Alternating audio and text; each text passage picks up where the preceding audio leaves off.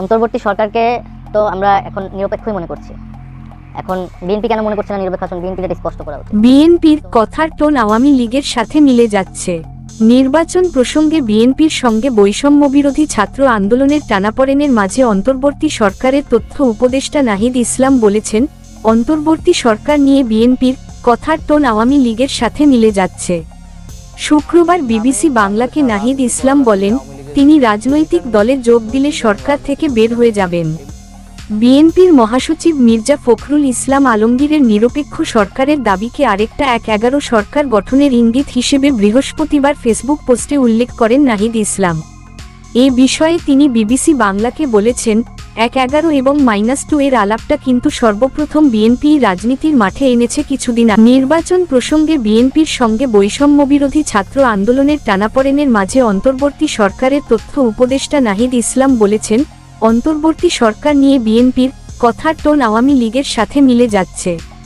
শুক্রবার বিবিসি বাংলাকে নাহিদ ইসলাম বলেন, তিনি রাজনৈতিক দলে যোগ দিলে সরকার থেকে বের হয়ে যাবেন। বিএনপির মহাসচিব মির্জা ফখরুল ইসলাম আলমগীরের নিরপেক্ষ সরকারের দাবিকে আরেকটা ১/১১ সরকার গঠনের ইঙ্গিত হিসেবে বৃহস্পতিবার ফেসবুক পোস্টে উল্লেখ করেন নাহিদ ইসলাম। এ বিষয়ে তিনি বিবিসি বাংলাকে বলেছেন, ১/১১ এবং -2 এর আলাপটা কিন্তু সর্বপ্রথম বিএনপি রাজনীতির মাঠে এনেছে কিছুদিন আগে। অভ্যুত্থান ও আওয়ামী লীগ সরকারের পতনের পর বিএনপি ও অংশীজনদের সমর্থনেই সরকার গঠন হয়েছে উল্লেখ করে নাহিদ ইসলাম বিএনপি মহাসচিবের নিরপেক্ষতা সংক্রান্ত বক্তব্য নিয়ে সন্দেহ প্রকাশ করেন। এই সরকারকে অস্থিতিশীল করতে বা সরাতে দেশি বিদেশি চক্রান্তের পাশাপাশি আওয়ামী লীগের সাম্প্রতিক অবস্থানের সঙ্গেও মির্জা ফখরুলের ওই বক্তব্যের সাদৃশ্য দেখছেন বলে উল্লেখ করেন তিনি।